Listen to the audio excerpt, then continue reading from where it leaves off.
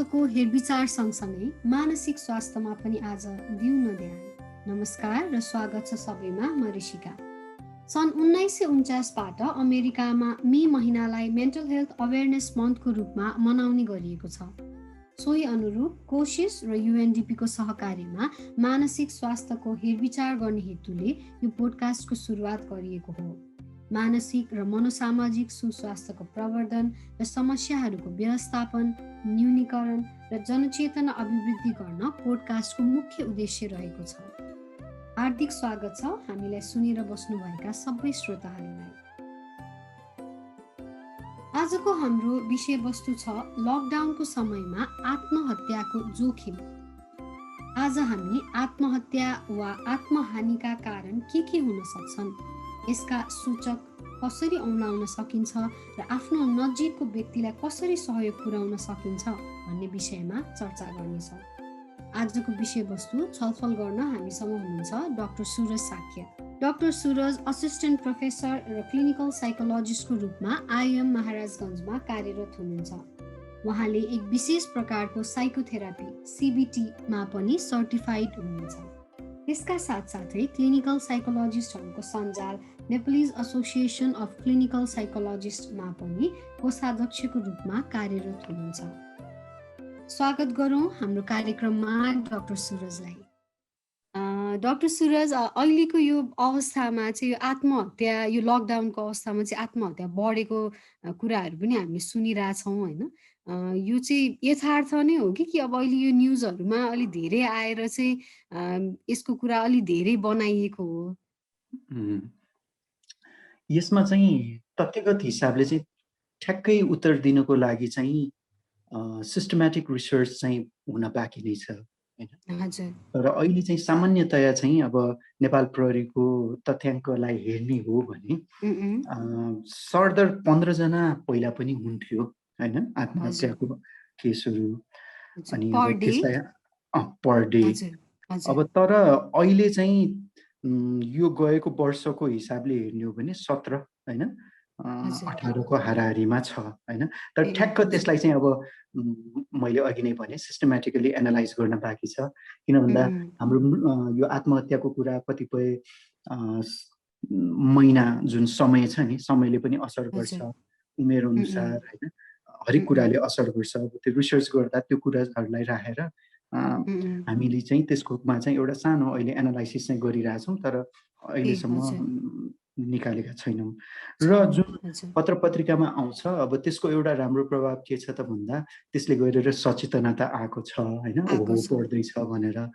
तर एउटा याद चाहिँ के गरौँ भन्दा यस्तो बेला मात्र होइन कि यो चाहिँ अरू बेला पनि यो कुराहरू गर्नुपर्छ है। यो बेला मात्र होइन, हामी लकडाउनको यो कोभिडको मात्रै अवस्थामा नभएर अरू बेला पनि छ है।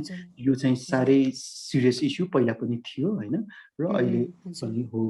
अनि कहिलेकाहीँ चाहिँ फेरि यसरी हामीले धेरै हल्ला गर्दा चाहिँ एउटा त अब हामी सचेत हुने र त्यसमा चाहिँ स्रोतहरू जुटाउनलाई हामीलाई एउटा हौसला हुने हो। तर कतिपय मान्छेलाई यसले फेरि त्रास पनि हुन सक्छ। किन भन्दा सूचना पाउनु, सजग हुनु र अनि धेरै अब त्यो बढाउँदाखेरि त्रास हुनु भनेको फरक हो नि होइन। त्यसको कारणले फेरि आत्महत्या भन्दा पनि अरूलाई चाहिँ कतिपयमा चाहिँ एन्जाइटी पनि बढ्ने हुन सक्छ है। त्यसैले कहिलेकाहीँ चाहिँ त्यो याद गर्नुपर्छ। तर अहिले अब कुनै पनि यस्तो खालको महामारी, यस्तो खालको प्रकोपहरूको समयमा डेफिनेटली मानसिक स्वास्थ्यदेखि लिएर होइन आत्महत्याहरू त्यो त डेफिनेटली बढ्छ नै होइन। अहिले पनि जुन यो आर्थिक समस्याहरू होइन, सामाजिक समस्याको कुराहरू छ होइन, अब जुन एक्सेस टु अब सर्भिसको कुराहरू होइन, सेवामा पहुँच नभएको कुराहरू, यो विभिन्न कुराहरूले अहिले पक्कै पनि हामीलाई तनाव बढेको छ र त्यसको प्रभाव त आत्महत्याको कुराहरूमा त छँदैछ। हजुर सर, यो विशेषतः कुन उमेर समूहमा चाहिँ अब अहिलेको त्यस्तो के हाम्रो स्ट्याटिस्टिक्स वाइज तथ्याङ्कमा केही देखिया छ कि यो उमेर समूहमा चाहिँ अलिकति आत्महत्या बेसी देखिएको अहिले यो लकडाउनको समयमा चाहिँ? अहिले चाहिँ ठ्याक्कै मसँग यसको चाहिँ उत्तर छैन होइन। किन भन्दा हामीले चाहिँ अब खालि तथ्याङ्कलाई मात्र हेऱ्यो भने त यो छ भनेर त भन्न सकियो, तर रिसर्चमा त धेरै कुराहरू त्यसलाई अनुशासनमा राखेर गर्नु पर्यो नि हैन। तर यति चाहिँ हो, मैले खालि तपाईँकोमा अलिकति थप्न मात्र अर्को चाहेको चाहिँ जुन राष्ट्रिय मानसिक स्वास्थ्य सर्वेक्षण भएको थियो करिब 2 वर्ष अगाडि, त्यो बेला पनि अब करिब 6 देखि 7% हैन सहभागीहरूले चाहिँ गएको 1-2 महिनामा यहाँहरूलाई आत्महत्याको कुनै बेला सोचाइ आएको थियो कि थिएन, अथवा प्रयास गर्नु भएको थियो कि थिएन भनेर सोद्धाखेरि चाहिँ करिब 6-7%ले चाहिँ एकपल्ट भए पनि कमसे कम, अथवा एकदम हैन गाह्रोसँग भए पनि, सो त्यो किसिमले 6-7%कोले चाहिँ गाह्रो मतलब आत्महत्याको कुराहरू आएको थियो है भन्ने थियो भने, करिब 1%ले चाहिँ आत्महत्याको चाहिँ अब धेरै नै सोचाइ आएको अथवा प्रयास हैन गर्न पनि खोजेको यस्तो कुराहरू पनि भन्नुभएको छ हैन। त्यसैले अब यो खालि मैले अघिको तपाईको कुरामा चाहिँ जोड्न मात्र खोजेको, तर तपाईको अघिको उत्तर चाहिँ मसँग चाहिँ अहिलेलाई चाहिँ डेटा चाहिँ मसँग चाहिँ अहिले एनालाइज भएको चाहिँ छैन है। हामीले कति कुराहरू चाहिँ थाहा छैन भन्ने चाहिँ धेरै राम्रो हुन्छ है। हो हजुर, त्यही अब जुन कुरामा अध्ययनै भएको छैन अब त्यसमा त अब के भनेर ठ्याक्कै भन्ने कुरा पनि भएन। अहिले चाहिँ फेरि अब त्यो धेरै महत्त्वपूर्ण पनि अहिलेको लागि भएन। हामीले अहिले आत्महत्याको बनाउँदा समष्टिगत प्रोग्रामहरू बरु कुन क्षेत्रमा बढी छ त्यसलाई प्रोग्राम बनाउनको लागि चाहिँ फेरि यो चाहिन्छ नभएको चाहिँ। जस्तो कि पुरानो सर्भेजहरू छ नि, अब जस्तो कि महिलाहरूमा आत्महत्याको कुराहरू हैन, युवाहरूमा आत्महत्याको केही अध्ययनहरू पहिला त भएको थियो, अहिले कोभिडको हकमा चाहिँ त्यो भएको छैन, कतिले गरिराख्नु भएको होला तर त्यो पब्लिस भएको छैन। हजुर अघि पनि ठ्याक्क सरले कुरा गर्नु, जस्तै अब आर्थिक अभाव अथवा सामाजिक रूपमा पनि केही समस्या परेको अवस्थामा अथवा सेवा सहयोगहरूको पहुँच नभएको अवस्थामा पनि आत्महत्या चाहिँ बढेको छ भन्ने कुरा भयो हैन। त्यो बाहेक अब अहिले चाहिँ यो लकडाउनकै केसमा हेर्दाखेरि चाहिँ अरू कस्ता कारणले गर्दाखेरि चाहिँ यो आत्महत्याको कुराहरू चाहिँ अगाडि आइरहेछन्, के कारणहरू चाहिँ रेस्पोन्सिबल छन् त्यसमा? अनि यो कारण चाहिँ भन्ने बेला चाहिँ मलाई अर्को एउटा पनि भन्न मन लागेको कुरो चाहिँ के भन्दा, आत्महत्या अब यस्तो मानसिक समस्याको कुराहरू, यस्तो अवस्थाको कुराहरूमा हामीसँग यही कारण भन्ने हामी कसैलाई केही पनि थाहा छैन। हामीले अनुमान चाहिँ के गरिरहेछौँ भन्दा, यस्तो खालको विषम परिस्थितिमा मान्छेलाई तनाव हुन्छ, यस्तो विषम परिस्थितिमा अब केही पनि उपाय छैन हैन, अब मसँग केही पनि छैन भनेर त्यो छोड्ने प्रवृत्ति हुन्छ भन्ने हामीले एउटा अनुमान लगाएको हो हैन। किन भन्दा कारण भनेको त के हो भन्ने, किन भन्ने प्रश्न नै एकदमै हैन गाह्रो प्रश्न छ नि हैन, तर त्यसको हुन्छ कि भनेर हामीले एउटा अनुमान भएको भयो। र त्यस्तै गरेर अब अरू चाहिँ अब अलिअलि अध्ययनले अनि अरू यस्तै खालको आत्महत्यामा चाहिँ विभिन्न तत्त्वहरू चाहिँ महत्त्वपूर्ण छ है भन्नेमा चाहिँ अब अघि भने जस्तो सामाजिक परिवेशहरू भइहाल्यो हैन, अब आर्थिक परिवेशको कुराहरू भयो हैन, हुन त फेरि विकसित मुलुकमा पनि हुन्छ, आर्थिक रूपले सम्पन्न हैन मा पनि हुन्छ, तर त्यो पनि एउटा प्रमुख कारण चाहिँ हो है। अरू चाहिँ अब हाम्रो कतिपय बाल्यकालदेखि भोगी आएको अनुभवहरू, हिंसाको कुराहरू हैन, विभिन्न परिस्थितिको कुराहरू छ, गाईको कुराहरू छ, कतिपय त शारीरिक जैविक हैन अवस्था हैन, अथवा त्यो खालको जैविक तत्त्वको कुराहरू पनि छ, अध्ययन भइरहेछ हैन, विभिन्न मनोवैज्ञानिक मानसिक हैन समस्याको कुराहरू पनि छ है। तर हामीले चाहिँ अहिलेको लागि चाहिँ सिधै देख्न सक्ने चाहिँ यो मनोसामाजिक परिस्थिति चाहिँ हो, अघि मैले भनेको हैन, तर थुप्रो कुराहरूले हुन्छ हैन। जस्तो कि म अहिले उत्तर दिइरहेको छु, अब दिनुमा तपाईको प्रश्न चाहिँ तपाईले प्रश्न गर्नुभएको कारणले मैले उत्तर दिएँ हैन, तर मैले यो उत्तर दिनुको कारण चाहिँ यो प्रश्न मात्र हो कि होइन भन्दाखेरि सोच्नु पर्ने हुन्छ। तपाईले यो प्रश्न गर्दामा सब दिन्छ र दिँदैन नि, अरू थुप्रो कुराहरूले गरेर यो उत्तर आइरहेछ नि त हैन। त्यसैले कहिलेकाहीँ कारण चाहिँ हामीलाई चाहिँ प्रोग्राम र कहिलेकाहीँ चाहिँ उहाँहरूलाई बुझ्नको लागि चाहिँ कहिलेकाहीँ सजिलो चाहिँ भइदिन्छ। यो कारणले भयो भने हामी त्यसमा लाग्दाखेरि चाहिँ हामी गफ धेरै तर उहाँहरूलाई सहयोग कम हैन, झन् गाह्रो चाहिँ भइरहेको हुन्छ। तर मेन कुरो त जसलाई दुःख परेको छ उसलाई उम्, हैन उसको उम्, ठाउँबाट उम्, सहयोग गर्ने हो नि त हैन। हजुर, हो, एकदम, एकदमै सर। अनि अघि हामीले ठ्याक्कै यो सुइसाइडकै कुरा गरिरहँदाखेरि अब मानसिक समस्या के सबै सुइसाइडहरू चाहिँ मानसिक समस्याकै कारणले हुन्छन् त? मानसिक समस्या त्यसमा कतिको हुन्छ भन्ने अध्ययनले चाहिँ अब धेरैमा चाहिँ कुनै मानसिक अथवा मनोसामाजिक हैन हजुर, समस्याहरू चाहिँ त्यसमा छ है भन्ने चाहिँ त्यो एउटा चाहिँ छ हैन हजुर, त्यसरी हजुर, चाहिँ हैन। हजुर। तर त्यसैले मात्रै चाहिँ होइन।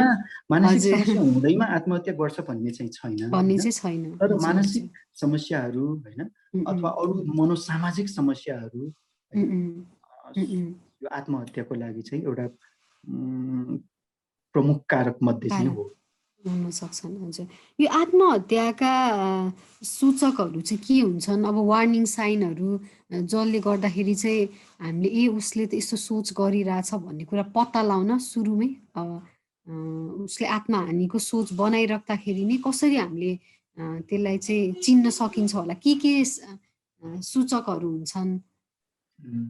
अब त्यसमा यही भनेर अब हामी हुन त अब थुप्रो त्यस्तो सूचक भनेर तपाईँहरूले पत्र-पत्रिकामा हैन विभिन्न हजुर, अब अनुसन्धात्मक आर्टिकलहरूमा चाहिँ पाउनुहुन्छ। तर हजुर। अहिलेलाई चाहिँ यसो सम्झौँ न, उम्, उम्। कोही तनावमा हुनुहुन्छ हैन, हजुर, कोही चाहिँ अब हजुर। ठेक्नै नसकिने चाहिँ अवस्थामा हुनुहुन्छ भने हामीले कसरी उम्, थाहा पाउने त हैन? उम्, उसको उम्, उम्। बोलीचाली, हावभाव जुन हजुर। उम्, चिन्तामा छ, ऊ चाहिँ एकदम उम्, निराश छ भनेर कसरी थाहा पाउने त हैन? निराशा हो नि त उम्। एउटा प्रमुख कुरा भनेको एकदमै, चाहिँ हैन? एकदमै। अब हजुर। केही पनि मैले अब बाँकी छैन भन्ने त्यो हामीले कसरी थाहा पाउने त? त्यो चाहिँ अब उम्, हाम्रो एउटा उम्, त्यो एउटा चाहिँ हामीले याद गर्नुपर्ने। अनि अर्को भनेको हजुर। अब उसको बोलीचाली, खानपिन हैन, उम्, हावभावमा परिवर्तन पाउनुहुन्छ होला हैन? त्यो पनि उम्, याद उम्, उम्, गर्नुपर्यो हैन? उम्, उम्, अथवा अब आफ्नो कतिपयले चाहिँ के पनि गर्नुहुन्छ भन्दा अब योजना नै बनाइसकेकोहरूले कतिपयले चाहिँ अब आफ्नो मन परेको कुराहरू अरूलाई बाँड्दै हिँड्ने हैन? उम्, अथवा उम्, अझ कतिले त चिठीहरू नै लेख्ने त्यस्तो पनि गर्नुहुन्छ। र उम्, उम्। धेरैले चाहिँ सहयोगको लागि केही न केही इसारा चाहिँ गरिरहेको हुन्छ है। हजुर, मलाई हजुर। गाह्रो छ भनेर इसारा चाहिँ गरिरहेको हुन्छ हैन। उम्, उम्, उम्, कसैले उम्, चाहिँ त्यो सहयोग मागिरहेछ भने तपाईँले चाहिँ त्यो चाहिँ याद गर्नुपर्यो हैन। उम्। सुनाउन चाहिँ त्यस्तो सुनाएको पनि बेला हुन्छ।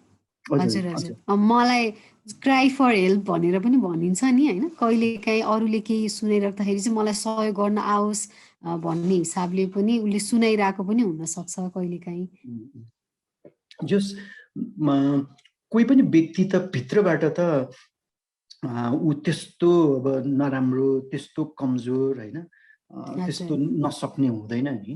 त्यो उम्, उम्। समस्या अथवा विभिन्न परिवेश रूपी ले बादलले गर्दा। ढाकेको न हो त्यो अवस्था भनेको हजुर, हैन। हजुर, हजुर। त्यो अँ, हिसाबले उसले प्रयास त गरिराखेकै हुन्छ हैन।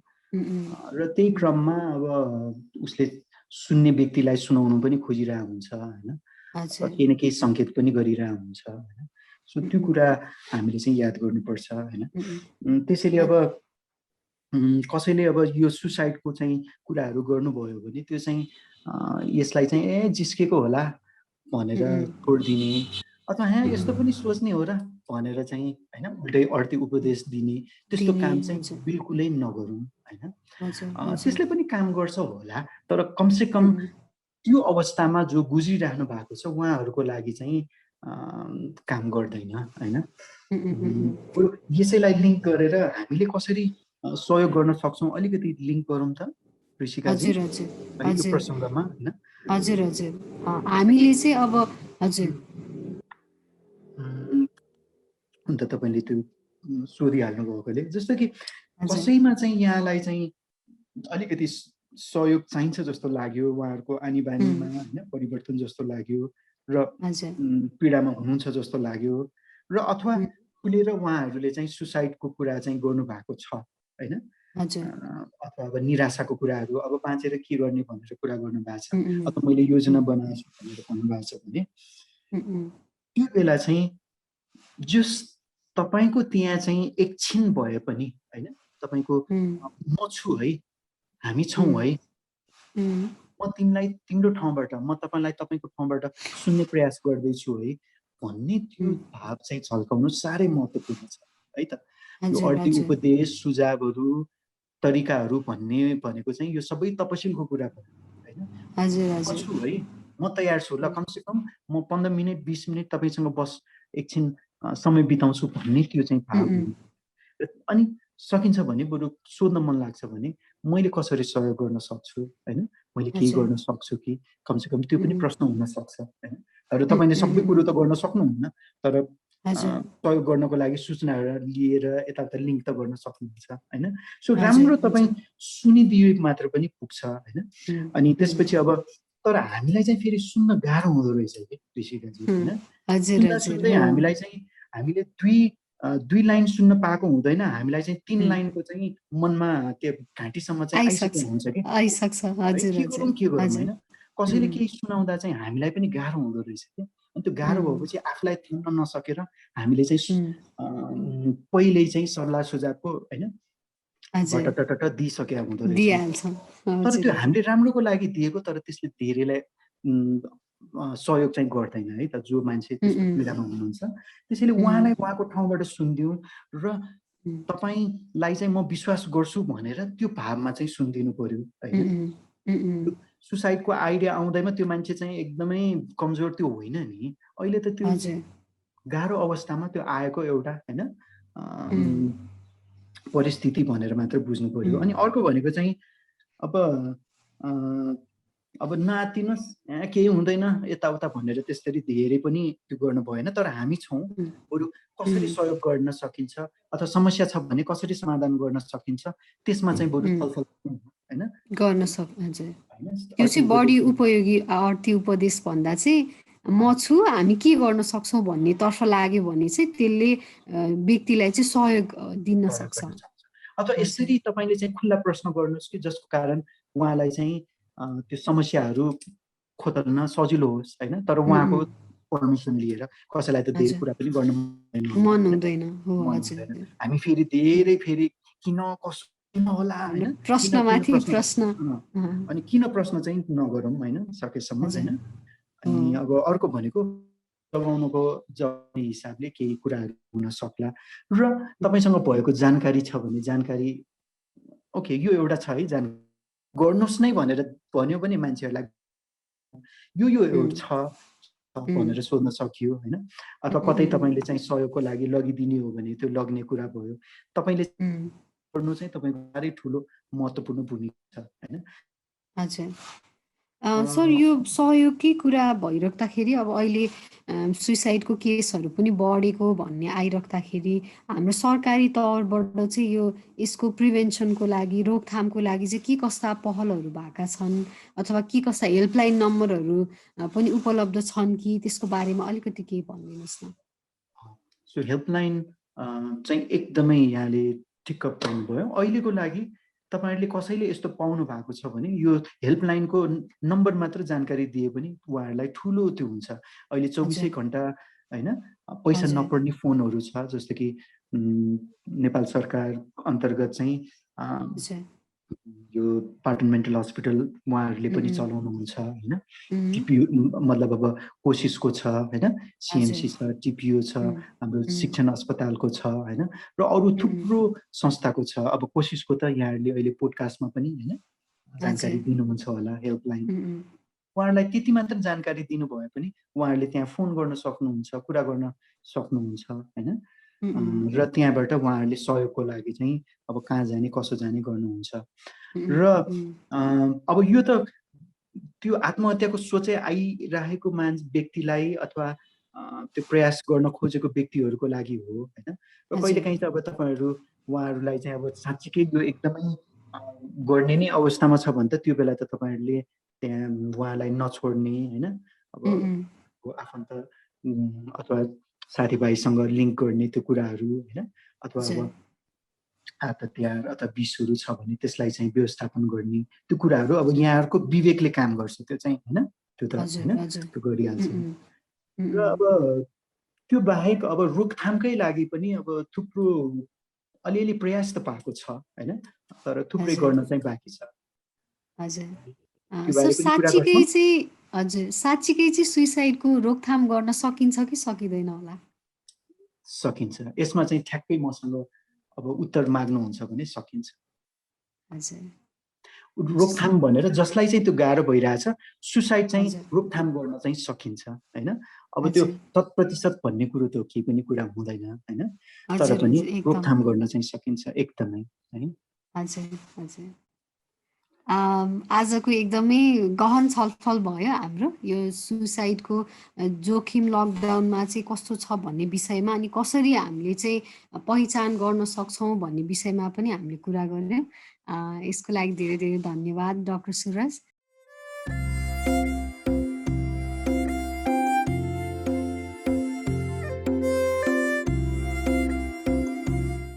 आजको पोडकास्ट यतिमै सकिएको छ। मानसिक स्वास्थ्य र मनोसामाजिक सुस्वास्थ्यको क्षेत्रमा अनवरत रूपमा कार्यरत संस्था कोशिश र UNDP को सहकार्यमा सञ्चालित यो पोडकास्टबाट अवश्य लाभ उठाउनु भयो होला। Don't lose hope, when sun goes down, stars come out। यो सँगसँगै यो पोडकास्टको पहिलो सिजन समाप्त भएको घोषणा गर्दै अर्को सिजन लिएर छिट्टै आउने बाचा गर्दै म ऋषिका आजलाई बिदा हुने अनुमति चाहन्छु। धन्यवाद।